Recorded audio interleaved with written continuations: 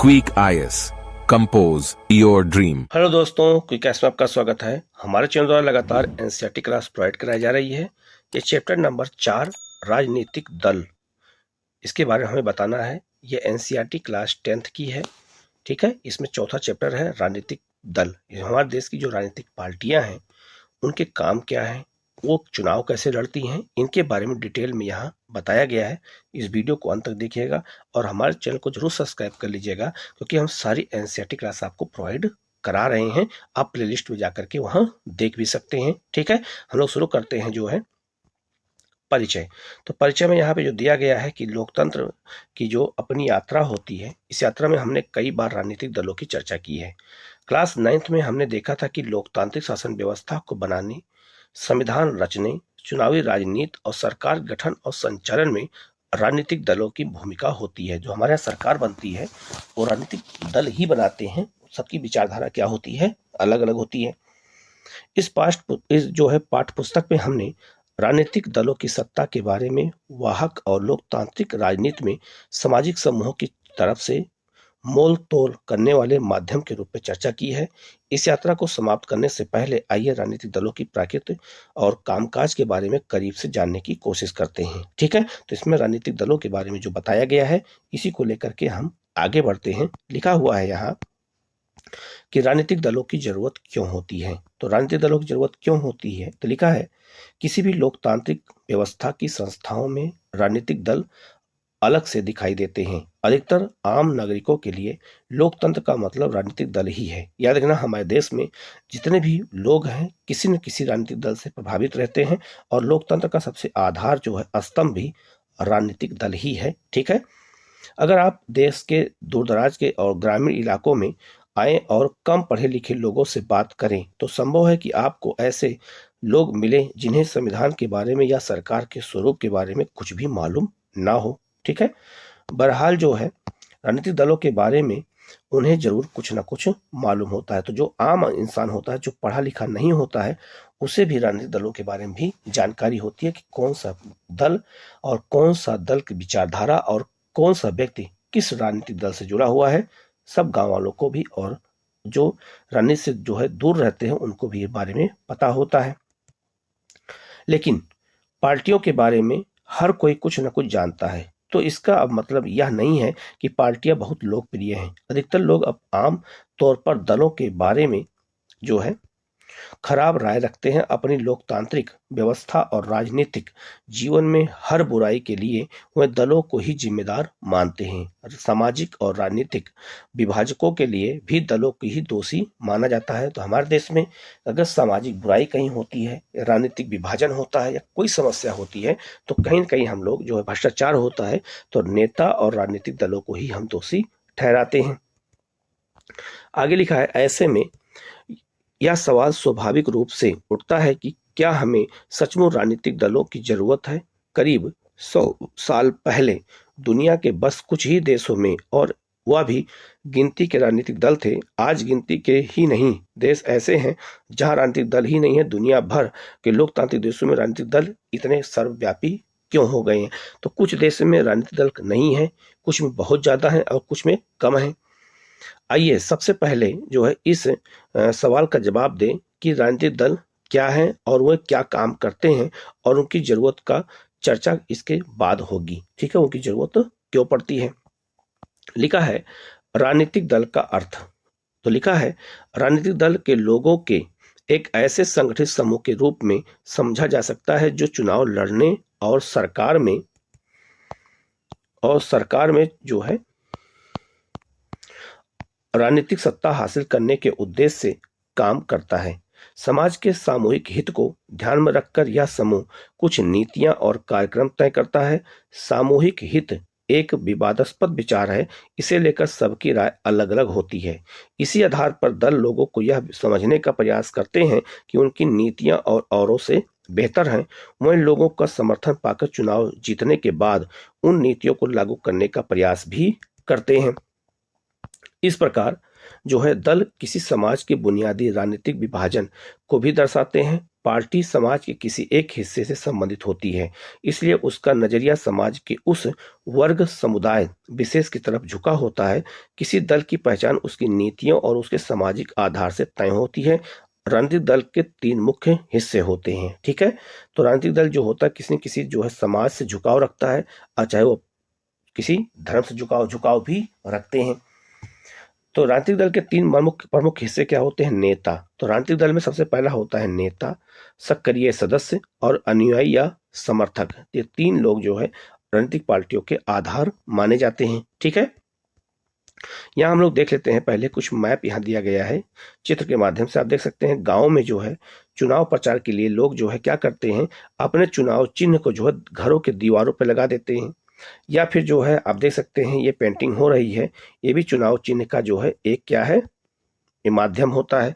तो दीवारों पर भी जो है लोग जो है चुनाव चिन्ह जो है बना देते हैं, जिससे लोगों का ध्यान जाए और उसका प्रचार हो सके, ठीक है। यहाँ आप देख सकते हैं नेता लोग भाषण दे रहे हैं और भाषण में एक दूसरे की बुराई करते हुए नजर आते हैं, ठीक है। आप ये देख सकते हैं एक दूसरे की बुराई करते हैं और अपने पार्टी और अपने विचार को जो है अच्छा बताते हैं, ठीक है। यहाँ लिखा है राजनीतिक दल के कार्य क्या होते हैं। तो लिखा है राजनीतिक दल क्या करते हैं। मूलतः राजनीतिक दल राजनीतिक पदों को भरते हैं और राजनीतिक सत्ता का इस्तेमाल करते हैं। दल इस काम को कई तरह से करते हैं। कैसे? पहला है आपका दल चुनाव लड़ते हैं। जो दल मतलब पार्टी, तो पार्टियां चुनाव लड़ते हैं।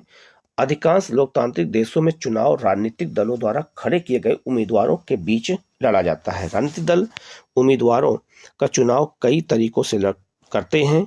अमेरिका जैसे कुछ देशों में उम्मीदवार का चुनाव दल के सदस्य और समर्थक करते हैं। अब इस तरह से उम्मीदवार चुनने वाले देशों की संख्या बढ़ती जा रही है और अन्य देशों जैसे भारत में दलों के नेता की उम्मीदवार चुने जाते हैं। तो याद रखना, हमारे यहाँ जो उम्मीदवार होते हैं वो अपना नेता चुनते हैं।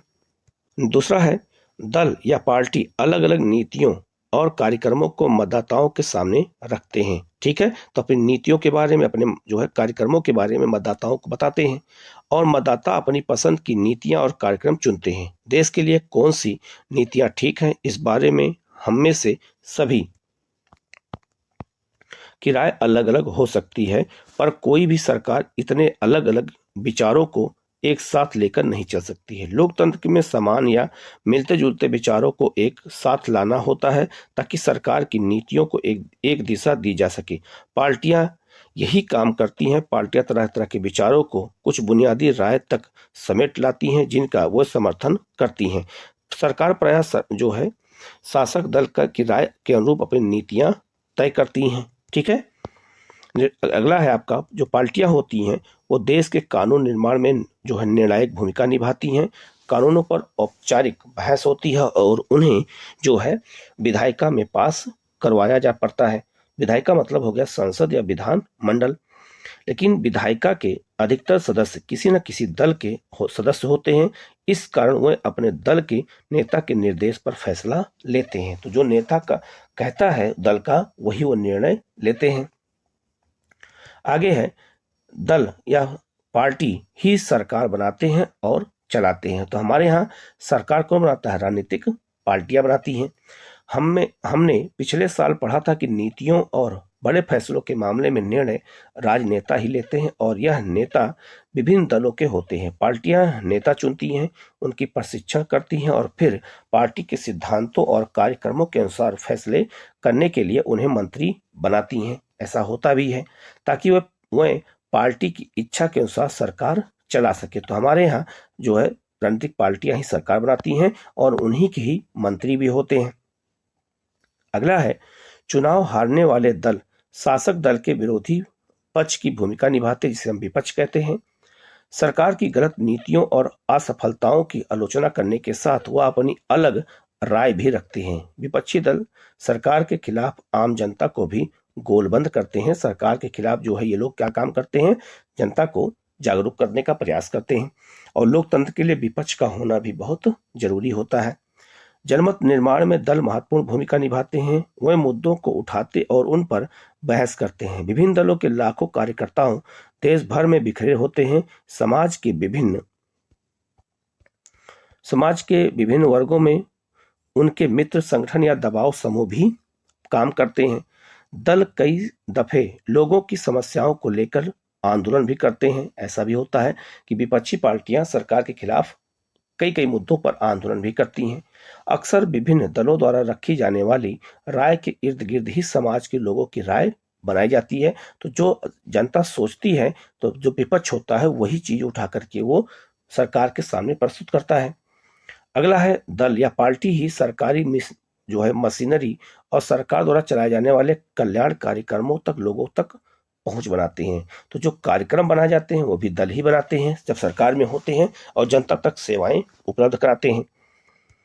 आगे है, एक साधारण नागरिक के लिए किसी सरकारी अधिकारी की तुलना में किसी राजनीतिक कार्यकर्ता से जान पहचान बनाना, उससे संपर्क साधना आसान होता है।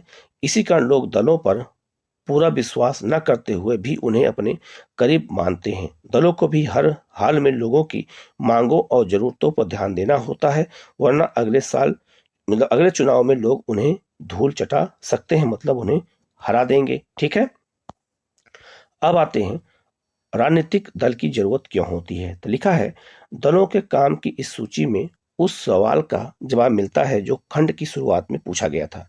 दरअसल हमें राजनीतिक दलों की जरूरत जो है इन्हीं कामों के लिए है, पर हमें अभी भी इस सवाल को पूछने की जरूरत है कि आधुनिक लोकतंत्र राजनीतिक दलों के बिना क्यों नहीं चल सकता। दलों के बिना क्या स्थिति होगी, इसकी कल्पना करके हम जो है उनकी जरूरत को समझ सकते हैं। ठीक है, आगे लिखा है, अगर दल ना हो तो सारे उम्मीदवार स्वतंत्र या निर्दलीय होंगे, तब इनमें से कोई भी बड़े नीतिगत बदलाव के बारे में लोगों से चुनावी वादे की स्थिति में नहीं होगा। मतलब अगर उम्मीदवार नहीं होगा तो चुनाव नहीं होगा, और जब चुनाव ठीक से नहीं होगा तो लोगों की समस्याएं सरकार तक पहुंच ही नहीं पाएंगी। ठीक है, सरकार बन जाएगी पर उनकी उपयोगिता संदिग्ध होगी, क्योंकि वो किसी भी दलीय से नहीं होंगे, जो निर्दलीय होंगे। तो ऐसी स्थिति में उनके क्या विचार हैं ये पता नहीं चलेगा। निर्वाचित प्रतिनिधि सिर्फ अपने निर्वाचन क्षेत्रों में किए गए कामों के लिए जवाबदेह होंगे, लेकिन देश कैसे चले इसके लिए कोई उत्तरदायी नहीं होगा, यह हमें समझना होगा। ठीक है, आगे लिखा है, हम गैर दलीय आधार पर होने वाले पंचायत चुनाव का उदाहरण सामने रखकर भी इस बात की परख कर सकते हैं। हालांकि इस चुनाव में दल औपचारिक रूप से अपने उम्मीदवार नहीं खड़े करते। तो पंचायत में अक्सर उम्मीदवार जो है नहीं खड़े होते, लेकिन किसी किसी राज्य में पार्टियां भी पंचायती चुनाव लड़ती हैं। लेकिन हम पाते हैं कि चुनाव के अवसर पर पूरा गांव कई खेमों में बंट जाता है और हर खेमा सभी पदों के लिए अपने उम्मीदवारों का पैनल उतारता रहता है। राजनीतिक दल भी ठीक यही काम करते हैं। यही कारण है कि हमें दुनिया के लगभग सभी देशों में राजनीतिक दल नजर आते हैं। तो याद रखना, राजनीतिक दल हर जगह होते हैं, कहीं पर एक होते तो कहीं पर ज्यादा होते हैं। चाहे वह देश बड़ा हो या छोटा, नया हो या पुराना, विकसित हो या विकासशील, तो कैसा भी देश क्यों ना हो, राजनीतिक पार्टियां हर देश में होती ही हैं। राजनीतिक दलों का उदय प्रतिनिधित्व पर आधारित लोकतांत्रिक व्यवस्था के उभार के साथ जुड़ा है। हम पढ़ चुके हैं कि बड़े समाजों के लिए जो प्रतिनिधित्व आधारित लोकतंत्र की जरूरत होती है। ठीक है, तो हमारे यहाँ भी लोकतंत्र के लिए राजनीतिक दलों का होना बहुत जरूरी है। जब समाज बड़े और जटिल हो जाते हैं तब उन्हें विभिन्न मुद्दों पर अलग अलग विचारों को समेटने और सरकार की नजर में लाने के लिए किसी माध्यम या एजेंसी की जरूरत होती है। विभिन्न जगहों से आए प्रतिनिधियों को साथ रखने की जरूरत होती है ताकि एक जिम्मेदार सरकार का गठन हो सके। उन्हें सरकार का समर्थन करने या उस पर अंकुश रखने, नीतियां बनवाने और नीतियों का समर्थन अथवा विरोध करने के लिए उपकरणों की जरूरत होती है। ठीक है, प्रत्येक प्रतिनिधि सरकार की ऐसी जो भी जरूरतें होती हैं, राजनीतिक दल उनको पूरा करते हैं। इस तरह हम कह सकते हैं कि राजनीतिक दल लोकतंत्र की एक अनिवार्य शर्त होती हैं। इसलिए राजनीतिक दलों का होना जरूरी होता है और वो हर तरह से काम करते भी हैं। आगे लिखा है, कितने राजनीतिक दल। ठीक है, तो राजनीतिक दल कितने होने चाहिए, तो ये भी एक जो है क्वेश्चन बन सकता है। तो लिखा है, लोकतंत्र में नागरिकों का कोई भी समूह राजनीतिक दल बना सकता है। इस औपचारिक अर्थ में सभी देशों में बहुत से राजनीतिक दल जो हैं। भारत में ही चुनाव आयोग में नाम पंजीकृत कराने वाले दलों की संख्या 750 से ज्यादा है, लेकिन हर दल चुनाव में गंभीर चुनौती देने की स्थिति में नहीं होता है। तो बहुत सारे दल होते हैं, लेकिन बहुत सारे दल चुनाव ठीक से नहीं लड़ते हैं, वो केवल एक औपचारिकता पूरी करते हैं। चुनाव जीतने और सरकार बनाने की ओर में आमतौर पर कुछ एक पार्टियां ही सक्रिय होती हैं। ऐसे में सवाल यह उठता है कि लोकतंत्र की बेहतरी के लिए कितने दलों का होना अच्छा है। ठीक है, आगे लिखा है, कई देशों में सिर्फ एक ही दल को सरकार बनाने और चलाने की अनुमति है। इस कारण उन्हें एक दलीय शासन व्यवस्था कहा जाता है, जैसे चीन में है। आगे लिखा है कि हमने क्लास 9 में पढ़ देखा था कि चीन में सिर्फ कम्युनिस्ट पार्टी को शासन चलाने की अनुमति है। हालांकि कानूनी रूप से वहां भी लोगों को राजनीतिक दल बनाने की आजादी है, पर वहां की चुनाव प्रणाली सत्ता के लिए स्वतंत्र प्रतिनिधित्व की अनुमति नहीं देती। इसीलिए लोगों को नया राजनीतिक दल बनाने का कोई लाभ नहीं दिखता है वहां पर चीन में, और इसीलिए कोई नया दल नहीं बन पाता। हम एक दलीय व्यवस्था को अच्छा विकल्प नहीं मान सकते, क्योंकि यह लोकतांत्रिक विकल्प नहीं है। क्योंकि विपक्ष अगर नहीं होगा, तो अगर राजनीतिक पार्टियां नहीं होगी, तो सबके मुद्दे नहीं हो पाएंगे ठीक से। आगे है, किसी भी लोकतांत्रिक व्यवस्था में कम से कम दो दलों को राजनीतिक सत्ता के लिए चुनाव में प्रतिद्वंदिता करने की अनुमति तो होनी ही चाहिए। साथ ही उन्हें सत्ता में आ सकने का पर्याप्त अवसर भी होना चाहिए। अगर एक ही पार्टी रहेगी तो कंपटीशन नहीं रहेगा और भ्रष्टाचार भी ज्यादा होगा, और दो पार्टियां रहेंगी तो कम से कम लोगों को एक विकल्प रहेगा अच्छा चुनने के लिए। आगे है, कुछ देशों में सत्ता आमतौर पर दो मुख्य दलों के बीच ही बदलती रहती है। वहां अनेक दूसरी पार्टियां हो सकती हैं, वो भी चुनाव लड़कर कुछ सीटें जीत सकती हैं, पर सिर्फ दो ही दल बहुमत पाने और सरकार बनाने के प्रबल दावेदार होते हैं। अमेरिका ब्रिटेन में ऐसे ही दो दलीय व्यवस्था है। ठीक है, तो अमेरिका और ब्रिटेन में दो दलीय व्यवस्था है, वहां दो ही पार्टियां होती हैं।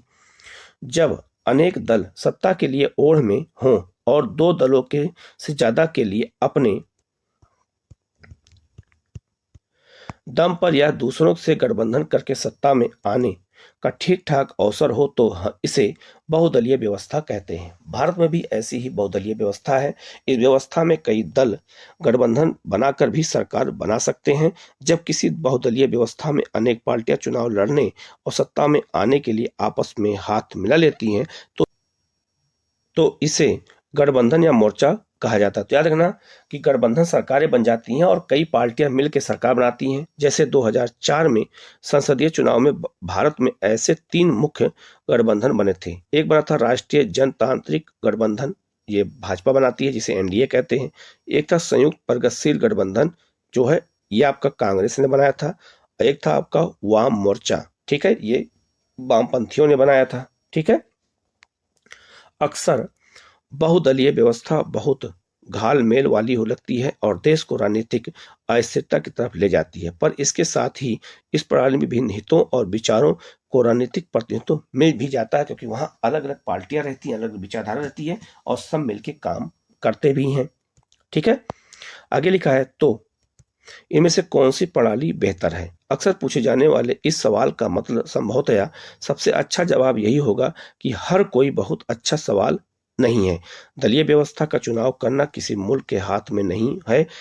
यह एक लंबे दौर के कामकाज के बाद खुद विकसित होती है और इसमें समाज की प्रकृति, इसके राजनीतिक विभाजन, राजनीति का इतिहास और इसकी चुनाव प्रणाली सभी चीजें अपनी भूमिका निभाती हैं। इसे बहुत जल्दी बदला नहीं जा सकता है। हर देश अपनी विशेष जो है परिस्थितियों के अनुरूप दलीय व्यवस्था विकसित करता है। जैसे अगर भारत में बहुदलीय व्यवस्था है, तो इसका कारण यह है कि 2-3 पार्टियां इतने बड़े मुल्क की सारी सामाजिक भौगोलिक विविधताओं को समेट पाने में सक्षम नहीं होती हैं। ठीक है, इसीलिए वो लोग क्या करते हैं, कई गठबंधन मतलब पार्टियां मिलकर के गठबंधन बना लेती हैं।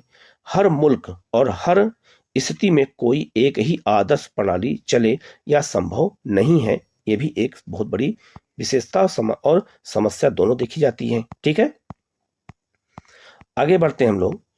आगे लिखा है राष्ट्रीय दल। तो हमारे देश में राष्ट्रीय दल कितने हैं, अभी इसको देख लेते हैं। राष्ट्रीय दल कहते किसको हैं? विश्व के संघीय व्यवस्था वाले लोकतंत्रों में 2 तरह के राजनीतिक दल होते हैं। एक संघीय इकाइयों में में से सिर्फ एक इकाई में अस्तित्व रखने वाले दल और अनेक या संघ की सभी इकाइयों में अस्तित्व रखने वाले दल। भारत में भी यही स्थिति है। कई पार्टियां पूरे देश में फैली हुई हैं और उन्हें राष्ट्रीय पार्टी कहा जाता है। तो याद रखना, वर्तमान में भारत में 6 राष्ट्रीय पार्टियां हैं। याद रखना, इन दलों की विभिन्न राज्यों में इकाइयां हैं, पर कुल मिलाकर के देखें तो ये सारी इकाइयां राष्ट्रीय स्तर पर तय होने वाली नीतियों, कार्यक्रमों और रणनीतियों को ही मानती हैं। ठीक है, आगे लिखा है, देश की जो है हर पार्टी को निर्वाचन आयोग में अपना पंजीकरण कराना पड़ता है। आयोग सभी दलों को समान मानता है, पर यह बड़े और जो है स्थापित दलों को कुछ विशेष सुविधाएं देता है। उन्हें अलग चुनाव चिन्ह दिया जाता है, जिसका प्रयोग पार्टी का अधिकृत उम्मीदवार ही कर सकता है। तो याद रखना, जब उम्मीदवार को चुनाव चिन्ह दिया जाता है तो उसी का उपयोग करता है और उसी पर वो चुनाव लड़ता है। इस विशेषाधिकार और कुछ अन्य लाभ पाने वाली पार्टियों को मान्यता प्राप्त दल कहते हैं। चुनाव आयोग ने स्पष्ट नियम बनाए हैं कि कोई दल कितने प्रतिशत वोट और सीट जीतकर मान्यता प्राप्त जो है दल बन सकता है। तो वो क्राइटेरिया क्या है, तो लिखा है, जब कोई पार्टी राज्य विधानसभा के चुनाव में पड़े मतों का 6% या उससे अधिक हासिल करती है और कम से कम 2 सीटों पर जीत दर्ज करती है, तो उसे अपने राज्य के राजनीतिक दल के रूप में मान्यता मिल जाती है। अगर कोई दल लोकसभा चुनाव में पड़े कुल वोट का अथवा 4 राज्यों की विधानसभा जो है चुनाव में पड़े कुल वोटों का 6% हासिल करता है और लोकसभा के चुनाव में कम से कम 4 सीटों पर जीत दर्ज करता है, तो उसे राष्ट्रीय पार्टी का दर्जा दिया जाता है। तो ये याद रखना, ये क्राइटेरिया बहुत ही महत्वपूर्ण है, आपसे ये पूछा जा सकता है। ठीक है, आगे लिखा है, इस वर्गीकरण के हिसाब से 2019 में देश में 7 दल राष्ट्रीय दल मान्यता प्राप्त थे। अब कितने हो गए हैं? 6 हो गए हैं।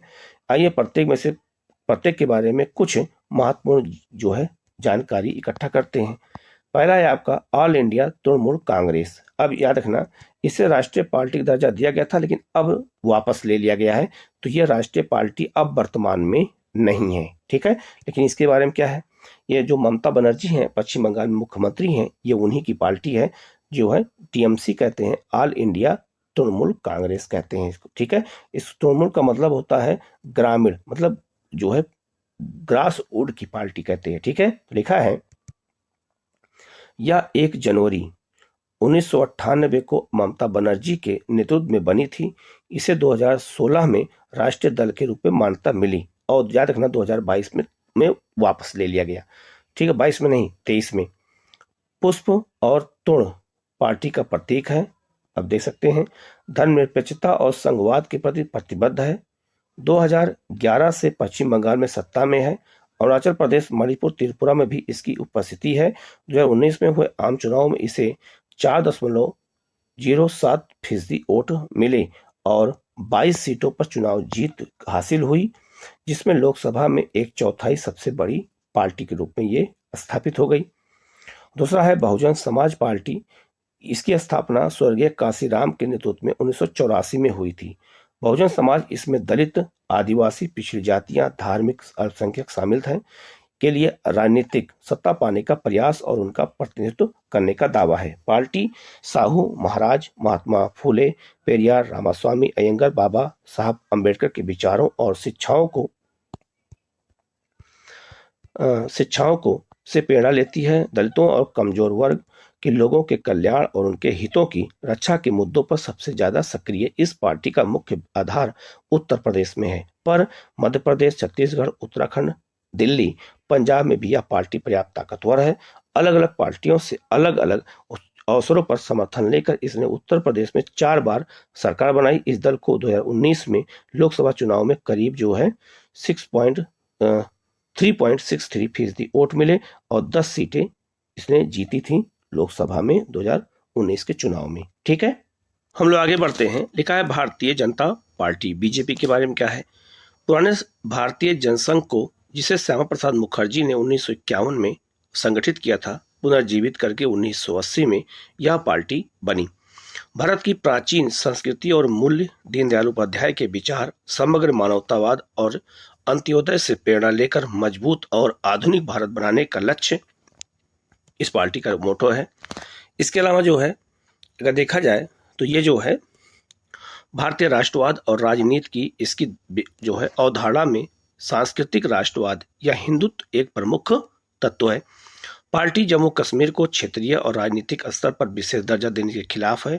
यह देश में रहने वाले सभी धर्म के लोगों के लिए समान नागरिक संहिता बनाने और धर्मांतरण पर रोक लगाने के पक्ष में है। यह इसकी विचारधारा है। 1990 के दशक में इसके समर्थन का आधार काफी व्यापक हुआ।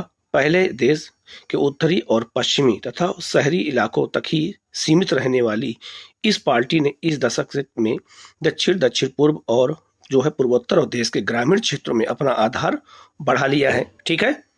राष्ट्रीय जनतांत्रिक गठबंधन एनडीए को हम इसी नाम से जानते हैं, नेशनल डेमोक्रेटिक अलायंस कहते हैं उसको, एनडीए को। ठीक है। आजकल एनडीए बहुत चर्चा में है। ठीक है। तो बीजेपी का ये संगठन है। ठीक है। मतलब कई संगठनों को मिला करके कि नेता की हैसियत से यह पार्टी 1998 में सत्ता में आई और गठबंधन में कई क्षेत्रीय दल शामिल थे। 2019 में हुए लोकसभा चुनाव में 330 सीटें जीतकर सबसे बड़े दल के रूप में उभरी। अभी केंद्र में शासन करने वाली राष्ट्रीय जनतांत्रिक गठबंधन का नेतृत्व यही दल कर रहा है। ठीक है। तो इसमें सबसे बड़ी पार्टी कौन है? वो आपका बीजेपी ही है। ठीक है।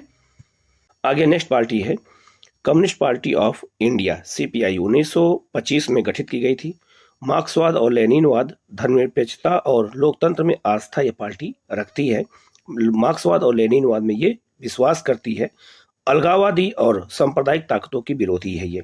यह पार्टी संसदीय लोकतंत्र को मजदूर वर्ग, किसानों और गरीबों के हितों को आगे बढ़ाने का एक उपकरण जो है मानती है। इसमें जो है मजदूरों और किसानों की बात ज्यादा होती है, गरीबों की। 1964 की फूट जिसमें माकपा इससे अलग हुई के बाद इसका जनाधार सिकुड़ता चला गया, लेकिन केरल, पश्चिम बंगाल, पंजाब, आंध्र प्रदेश और तमिलनाडु में अभी भी ठीक ठाक स्थिति में यह है। बहरहाल इसका समर्थन धीरे धीरे कम होता है गया है। 2019 के लोकसभा चुनाव में इसे 1% से भी कम वोट मिले हैं और 2% मतलब 2 सीटें हासिल हुई हैं टोटल। ठीक है। मजबूत वाम मोर्चा बनाने के लिए सभी वामपंथी दलों को साथ लाने की पक्के पक्षधर है, इनका ये काम है। नेक्स्ट पार्टी है कम्युनिस्ट पार्टी ऑफ इंडिया, जो है मार्क्सिस्ट, सीपीआईएम। तो 1964 में स्थापित हुई थी। मार्क्सवाद लेनिनवाद में यह भी आस्था रखती है। समाजवाद, धर्मनिरपेक्षता और लोकतंत्र की समर्थक तथा साम्राज्यवाद और सांप्रदायिकता की विरोधी यह पार्टी है। ठीक है। यह पार्टी भारत में सामाजिक आर्थिक न्याय का लक्ष्य साधने में लोकतांत्रिक चुनाव को सहायता और सहयोग मानती है। पश्चिमी बंगाल, केरल, त्रिपुरा में जो है बहुमत जो अगर देखा जाए तो मजबूत आधार है। गरीबों जो है, कारखानों मजदूरों, खेतिहर मजदूरों और बुद्धिजीवियों के बीच अच्छी पकड़ है इसमें। यह पार्टी देश में पूंजी और जो है सामानों की मुक्ति, आवाजाही की अनुमति देने वाली नई आर्थिक नीति की आलोचना किया है इसने। ठीक है। पश्चिम बंगाल में लगातार 34 वर्षों से शासन में रही। ठीक है। और 2019 के चुनाव में इसने करीब 1.75% वोट और लोकसभा में केवल 3 सीटें हासिल कर पाई। तो इसका जनाधार धीरे धीरे कम होता चला गया। नेक्स्ट है आपका जो है भारतीय राष्ट्रीय कांग्रेस। तो इंडियन नेशनल कांग्रेस ये पार्टी भारत की सबसे पुरानी पार्टियों में से एक है। स्वतंत्रता आंदोलन में इसने बहुत बड़ी भूमिका निभाई थी।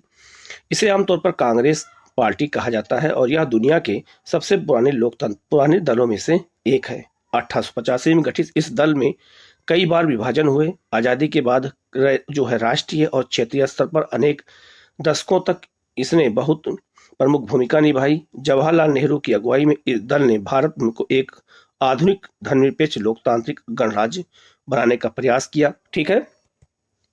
1971 में अगर देखा जाए तो 1971 तक लगातार और फिर 1980 से 1989 तक इसने देश पर शासन किया। 1989 के बाद इस दल के जो है जन समर्थन में जो है कमी आ गई, पर अभी यह पूरे देश और समाज के सभी वर्गों में अपना आधार बनाए हुए है। अपने वैचारिक रुझान में मध्यम वर्गीय, न वामपंथी न दक्षिणपंथी, इस दल ने धर्मनिरपेक्षता और कमजोर वर्गों और अल्पसंख्यक समुदायों के हितों को अपना मुख्य एजेंडा बनाया है। ये आपको याद रखना है। ठीक है। आगे इसकी विचारधारा क्या कहती है? यह दल जो है नई आर्थिक नीतियों का समर्थन है, पर इस बात को लेकर भी सचेत है कि इन नीतियों का गरीब और कमजोर वर्गों पर बुरा असर न पड़े। 2004 से 2014 तक संयुक्त प्रगतिशील गठबंधन सरकार ने इसमें नेतृत्व किया था। 2014 से 2019 के लोकसभा चुनाव में यह पार्टी पराजित हुई और 2019 के लोकसभा चुनाव में इसे जो है 19.5% वोट मिले और 52 सीटें जो है ये जीत पाई थी। ठीक है, इसके बाद है आपका नेशनलिस्ट कांग्रेस पार्टी। यह पार्टी जो है महाराष्ट्र में है। तो लिखा है, देखा जाता है मेघालय में भी चुनाव लड़ती है। लिखा है कांग्रेस पार्टी में विभाजन के बाद 1999 में यह पार्टी बनी। लोकतंत्र, गांधीवादी, धर्मनिरपेक्षता, समता, सामाजिक न्याय और संघवाद में आस्था रखती है। यह पार्टी सरकार के प्रमुख पदों को सिर्फ भारत में जन्मे नागरिकों के लिए आरक्षित करना चाहती है। महाराष्ट्र में प्रमुख ताकत होने के साथ ही यह मेघालय, मणिपुर, असम में भी ताकतवर पार्टी है। ठीक है, ये भी राष्ट्रीय पार्टी का दर्जा इसको मिला था, अभी इसको वापस ले लिया गया है। कांग्रेस के साथ महाराष्ट्र में सरकार का भागीदार भी रही है। 2004 में संयुक्त प्रगतिशील गठबंधन में साझेदार भी रही है और 2019 के लोकसभा चुनाव में इसने 1.4% वोट के साथ 5 सीटें प्राप्त की थी। तो ये पार्टी भी जनाधार धीरे धीरे कम हो गया है। आगे है क्षेत्रीय पार्टियां। तो हमारे यहाँ राष्ट्रीय पार्टियों के अलावा क्षेत्रीय पार्टियां भी हैं, जैसे सपा है, बसपा है। ठीक है, इन 7 पार्टियों के अलावा अन्य सभी प्रमुख दलों को निर्वाचन आयोग ने राष्ट्रीय मतलब राज्य दल के रूप में मान्यता दी है। आमतौर पर इन्हें क्षेत्रीय दल कहा जाता है, पर यह जरूरी नहीं है कि अपनी विचारधारा या नजरिए में ये पार्टियां क्षेत्रीय ही हों। इनमें से कुछ अखिल भारतीय दल भी हैं, पर उन्हें कुछ क्षेत्रों में सफलता मिल पाई है। समाजवादी पार्टी और राष्ट्रीय जनता दल का राष्ट्रीय स्तर पर राजनीतिक संगठन है और इसकी कई राज्यों में जो है इकाइयां भी हैं। ठीक है, बीजू जनता दल सिक्किम वहां पर है आपका, क्या कहते हैं, उड़ीसा में, और सिक्किम लोकतांत्रिक मोर्चा, मिजो नेशनल फ्रंट और तेलंगाना जो है राष्ट्र समिति जैसी पार्टियां अपनी क्षेत्रीय पहचान को लेकर के सचेत हैं काफी। आगे लिखा है, पिछले 3 दशकों में क्षेत्रीय दलों की संख्या और ताकत में वृद्धि हुई है। इससे भारतीय संसद जो है विविधताओं से और भी ज्यादा संपन्न हो गया है। अब क्षेत्रीय पार्टियां धीरे धीरे क्या हो रही हैं, लगातार चुनाव जीत रही हैं। 2014 तक किसी एक राष्ट्रीय दल का लोकसभा में बहुमत नहीं रहा। परिणाम स्वरूप राष्ट्रीय दल क्षेत्रीय दलों के साथ गठबंधन करने को मजबूर हुए और 1996 के बाद से लगभग प्रत्येक क्षेत्रीय दल को एक या दूसरी राष्ट्रीय स्तर की गठबंधन सरकार का हिस्सा बनने का अवसर मिलता रहा। तो गठबंधन की सरकार में क्षेत्रीय पार्टियों की बहुत बड़ी भूमिका रही है। इससे क्या हुआ, इससे जो है हमारे देश में संघवाद और लोकतंत्र मजबूत हुए हैं। इन दलों के ब्यौरा आगे यहाँ पे मैप पे दिया गया है, तो आप इसको एक बार हम लोग यहाँ मैप पे देख सकते हैं। आप देख सकते हैं भारत में अलग अलग क्षेत्रीय पार्टियां हैं। जैसे आपको देख सकते हैं जम्मू कश्मीर में कई पार्टियां हैं, जैसे नेशनल कॉन्फ्रेंस है, Jammu Kashmir national Python party है, राष्ट्रीय लोक दल उत्तर प्रदेश में है। ठीक है, यहाँ उत्तर प्रदेश में है। समाजवादी पार्टी भी उत्तर प्रदेश में ही है। इसी तरह से अगर देखा जाए तो बिहार में जो है एक पार्टी है आपका लोक जनशक्ति पार्टी, जनता दल जिसे हम जदयू कहते हैं, राष्ट्रीय जनता दल लालू जी की पार्टी है, राष्ट्रीय लोक समता पार्टी। ठीक है, इसी तरह से बहुत सारी पार्टियां हैं, आप देख सकते हैं अलग अलग। जैसे पंजाब में आप देख सकेंगे तो यहाँ पे शिरोमणि अकाली दल है, आम आदमी पार्टी है, इंडियन नेशनल दल है। ऐसे बहुत सारे दल छोटे छोटे क्षेत्रीय स्तर पर यहाँ भारत में बने हैं। ठीक है, आगे बढ़ते हैं हम। लिखा है राजनीतिक दलों के लिए चुनौतियां। तो लिखा है, हमने देखा है कि लोकतंत्र के कामकाज के लिए राजनीतिक पार्टियां कितनी महत्वपूर्ण हैं, चूंकि दल की लोकतंत्र पर सबसे ज्यादा प्रकट हुई हैं। इसलिए यह स्वाभाविक है कि लोकतंत्र के कामकाज की गड़बड़ियों के लिए लोग राजनीतिक दलों को ही दोषी ठहराएं। तो याद रखना, आज भी कोई काम होता है गड़बड़ तो लोग जो है राजनीतिक दलों को ही ठहराते हैं। पूरी दुनिया में लोग इस बात से नाराज रहते हैं कि राजनीतिक दल अपना काम ठीक से ढंग से नहीं करते हैं। ऐसा होता भी है, हमारे लोकतंत्र के साथ भी यही बात लागू होती है। आम जनता की नाराजगी और आलोचना राजनीतिक दलों के कामकाज के 4 पहलुओं पर ही केंद्रित रही है। लोकतंत्र का प्रभावी उपकरण बने रहने के लिए राजनीतिक दलों को इन चुनौतियों का सामना करना चाहिए और इन पर जीत हासिल करनी चाहिए। पहली चुनौती है पार्टी के भीतर आंतरिक लोकतंत्र का ना होना। ऐसा होता है कि पार्टियों के अंदर भी लोकतंत्र नहीं होता है। सारी दुनिया में यह प्रवृत्ति बन गई है कि सारी ताकत एक या कुछ एक नेताओं के हाथ में सिमट गई है। तो ऐसा हमारे यहाँ होता है। जैसे बहुत सारी परिवारवादी पार्टियां हमारे देश में हैं, तो उनमें जो है अगर देखा जाए तो उसमें जो है लोकतंत्र नहीं है, और इसी को लेकर परिवारवादी पार्टियों पर लगातार विरोध भी हमारे देश में होता रहता है। आगे लिखा है, पार्टियों के पास ना सदस्यों की खुली सूची होती है और न नियमित रूप से संगठित बैठकें होती हैं। इनके आंतरिक चुनाव भी नहीं होते हैं। कार्यकर्ताओं से वे सूचनाओं का साझा भी नहीं करते हैं। सामान्यतः कार्यकर्ता अनजान ही रहता है और पार्टी के अंदर क्या चल रहा है उसके पास ना तो नेताओं से जो है जुड़कर फैसलों को प्रभावित करने की ताकत होती है और ना ही कोई माध्यम होता है। परिणाम स्वरूप पार्टी के नाम पर सारे फैसले लेने का अधिकार उस पार्टी के नेता जो है हाथिया लेते हैं, जो कि कुछ एक नेताओं के पास ही असली ताकत होती है। तो ऐसा सब हर पार्टी में होता है कि कुछ ही नेताओं में असली ताकत होती है और वो जो है पार्टी पर कब्जा कर लेते हैं। इसीलिए जो उनसे असहमत होते हैं उनका पार्टी में टिके रहना मुश्किल हो जाता है। पार्टी के सिद्धांतों और नीतियों से निष्ठा की जगह नेता से निष्ठा ही ज्यादा महत्वपूर्ण बन गई है। तो ये हमारे देश की बहुत बड़ी समस्या है कि पार्टियों से ज्यादा लोग नेताओं को पूजते हैं। ठीक है, अगर हम आगे बढ़ते हैं तो लिखा है, दूसरी चुनौती पहली चुनौती से ही जुड़ी है। यह है वंशवाद की चुनौती। तो हमारे देश में वंशवादी जो पार्टियां हैं, जो परिवारवादी पार्टियां हैं, ये जो है बहुत ही जो है प्रॉब्लम जो है खड़ी कर देती हैं और ये जो है कहीं न कहीं जो है परिवारवाद और उसको बढ़ाने से भ्रष्टाचार बढ़ जाता है। चूंकि अधिकांश दल अपना कामकाज पारदर्शी तरीके से नहीं करते, इसलिए सामान्य कार्यकर्ता जो होते हैं कि नेता बनने और ऊपर जाने की गुंजाइश काफी कम हो जाती है। जो लोग नेता होते हैं वे अनुचित लाभ लेते हुए अपने नजदीकी लोगों को, यहाँ तक कि अपने ही परिवार के लोगों को आगे बढ़ाते हैं। ऐसा हो भी रहा है। अनेक दलों में शीर्ष पद पर हमेशा एक ही परिवार के लोग आते हैं। यह दल के अन्य सदस्यों के साथ अन्याय होता है। बिल्कुल अन्याय होता है। अगर एक ही पार्टी के लोग, अगर परिवार के लोग पार्टी में नेता के बाद नेता बनते रहेंगे, उत्तराधिकार का एक वंश चलता रहेगा, तो जाहिर सी बात है अन्य नेताओं के साथ, अन्य सदस्यों के साथ अन्याय होता है, वो कोई बोले या ना बोले। यह बात लोकतंत्र के लिए भी अच्छी नहीं है, क्योंकि इससे अनुभवहीन और बिना जनाधार वाले लोग ताकतवर वाले पदों पर पहुंच जाते हैं, जिनका कोई आधार नहीं है, लेकिन चूंकि नेता के बेटे हैं इसलिए उनको लोग पार्टी पे तो हथिया लेते हैं, लेकिन उनका जनाधार कोई रहता नहीं है। यह प्रवृत्ति कुछ प्राचीन लोकतांत्रिक देशों सहित कमोबेश पूरी दुनिया में दिखाई देती है। तीसरी चुनौती दलों में खासकर चुनाव के समय पैदा और अपराधी तत्वों की बढ़ती घुसपैठ की है। एक समस्या राजनीतिक पार्टियों में देखा जाता है कि जो है अपराधी बहुत ज्यादा उसमें प्रवेश कर जाते हैं, क्योंकि पार्टियों की सारी चिंता चुनाव जीतने की होती है। अतः इसके लिए कोई भी जायज नाजायज तरीका अपनाने से वे परहेज नहीं करती हैं। वो ऐसे ही उम्मीदवार उतारती हैं जिनके पास काफी पैसा हो या जो पैसे जुटा सके।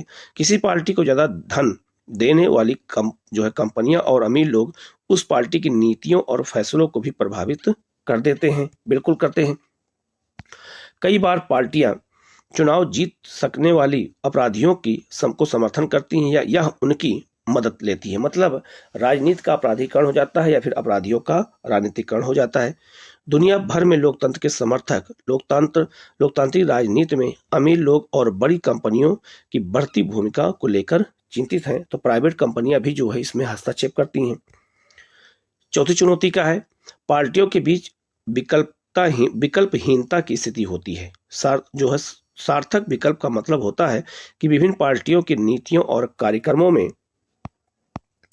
महत्वपूर्ण अंतर हो। हाल के वर्षों में दलों के बीच वैचारिक अंतर कम होता गया है और यह प्रवृत्ति दुनिया भर में दिखती है। जैसे ब्रिटेन की लेबर पार्टी कंजर्वेटिव पार्टी के बीच अब बड़ा अंतर रह गया है। दोनों दल बुनियादी मसलों पर सहमत हैं और उनके बीच अंतर बस ब्यौरे का रह गया है और नीतियां जो है कैसे बनाई जाए और उन्हें कैसे लागू किया जाए। अपने देश में भी सभी पार्टियों जो है के बीच आर्थिक मसलों पर बड़ा अंतर कम अंतर रह गया है। जो लोग इससे अलग नीतियां चाहते हैं उनके लिए कोई विकल्प उपलब्ध नहीं है। कई बार लोगों के पास एकदम या नया नेता चुनने का विकल्प भी नहीं होता है, क्योंकि वही थोड़े से नेता हर दल में आते जाते रहते हैं। तो अच्छा नेता जब नहीं मिलता है तो लोगों के लिए एक बड़ा समस्या खड़ी हो जाती है। आगे लिखा है, दलों को कैसे सुधारा जा सकता है। इन चुनौतियों का सामना करने के लिए जरूरी है कि राजनीतिक दलों को सुधार हो। ऐसे में सवाल यह उठता है कि क्या राजनीतिक दल सुधारने को तैयार हैं? अगर वह तैयार नहीं है तो क्या उन्हें सुधारने को मजबूर किया जा सकता है? दुनिया भर के नागरिक इन सवालों को लेकर परेशान हैं। ये ऐसे सवाल है जिनका जवाब आसान नहीं है। लोकतांत्रिक व्यवस्था में आखिरी फैसला राजनेता ही करते हैं, जो विभिन्न राजनीतिक दलों का प्रतिनिधित्व करते हैं। आगे लिखा है, करते हैं जो लोग उनको बदल सकते हैं, पर उनकी जगह फिर नए नेता ही लेते हैं। अगर वह सभी सुधरना नहीं चाहते हैं तो कोई उनको सुधारने के लिए मजबूर भी नहीं कर सकता है। मतलब अगर किया जाए तो भी प्रॉब्लम हो जाती है।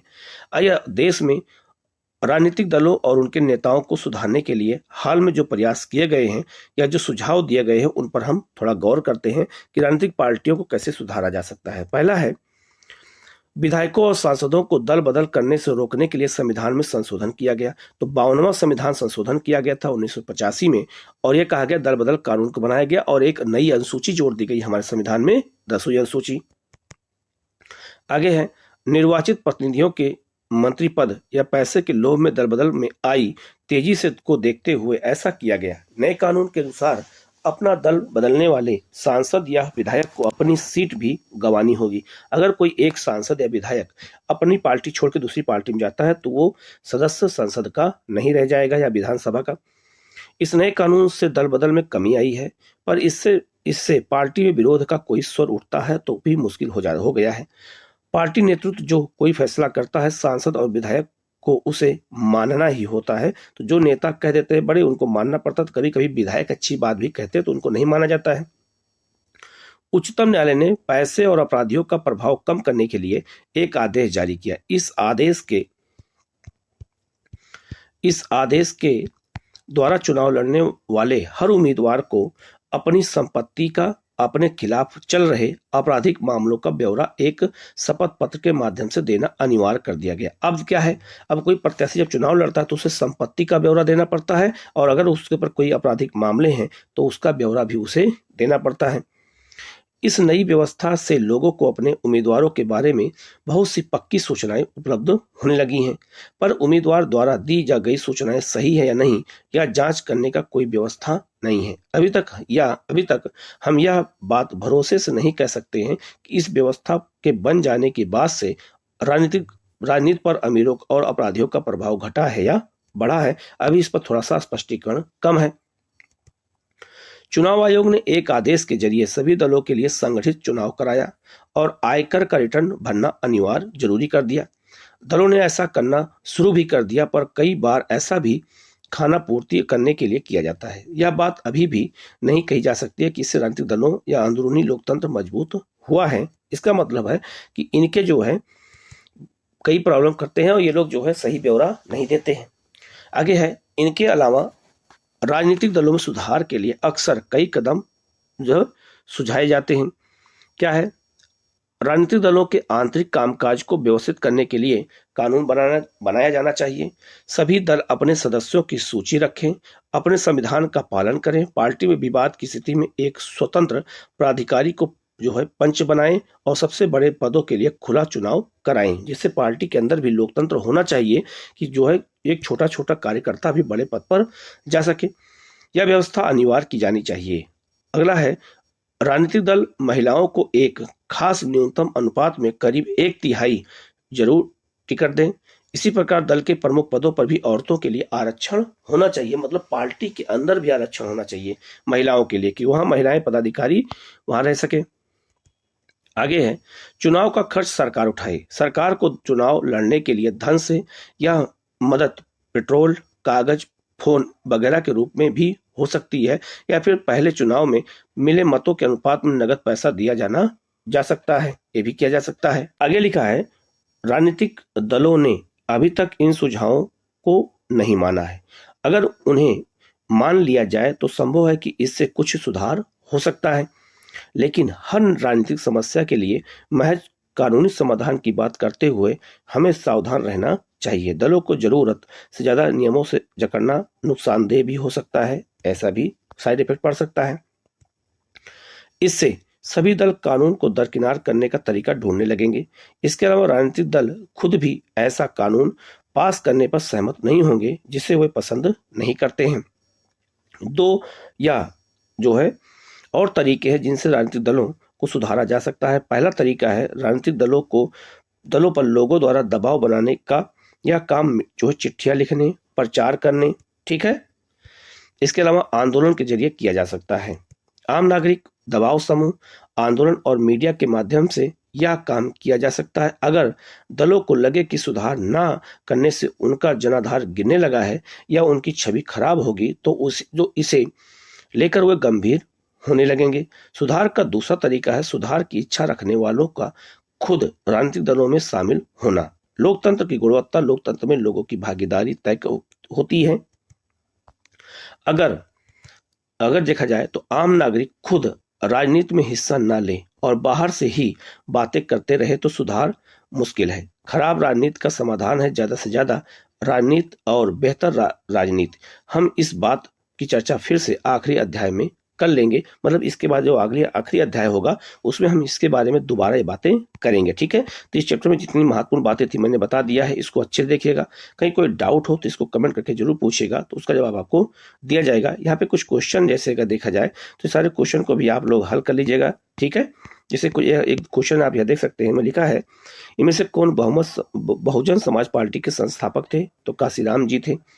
भारतीय जनता पार्टी के मुख्य प्रेरक सिद्धांत क्या है? तो इसका सिद्धांत यह है जो है क्या, समग्र जो है मानवतावाद, ठीक है। तो ऐसे कुछ क्वेश्चन है, इसको अच्छे देखना। कहीं कोई डाउट हो आप कमेंट करके पूछिएगा तो उसका जवाब आपको दिया जाएगा। आप लोग चैनल को सब्सक्राइब कर लीजिएगा, बेल आइकन को प्रेस कर लीजिएगा, इससे एनसीईआरटी क्लास आपको लगातार मिलती रहे। Okay, thank you.